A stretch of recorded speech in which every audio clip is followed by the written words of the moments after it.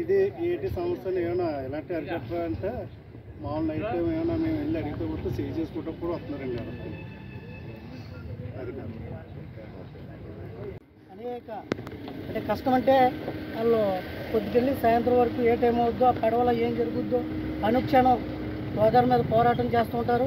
మరి అటువంటి మరి మా బంధువులు అన్నతమ్ములకి ఏదైనా అన్యాయం జరిగితే అండగా నిలబడ్డానికి మేము వచ్చాము.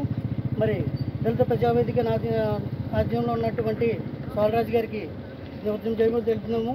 అలాగే మరి ఈ సమస్య ఏదైతే ఉందో ఈ సమస్య కలెక్టర్ గారి ద్వారాగా మేము చట్టపరంగా వెళ్ళాలని నిర్ణయించుకున్నాము. ఫస్ట్ కలెక్టర్ గారిని మేము ఆవిడని కలిసి మేడం గారు కలిసి మా సమస్యలు మేము చెప్తాం. లేని పక్షాన మాకు న్యాయం జరగకపోతే మేము ఎంత దూరం అన్నా వెళ్తాము. మా దళిత నాయకులందరూ కూడా రావడం జరుగుద్ది. కార్మికులు కూడా మరి కార్మిక నాయకులందరికీ ఉద్యమ జయబం తెలుపుతున్నాము. అలాగే మరి మాకు సహకరించిన ప్రెస్ వాళ్ళకి అలాగే డిపార్ట్మెంట్ వాళ్ళకి మేము హృదయపూర్వక ధన్యవాదాలు తెలుపుతున్నాం.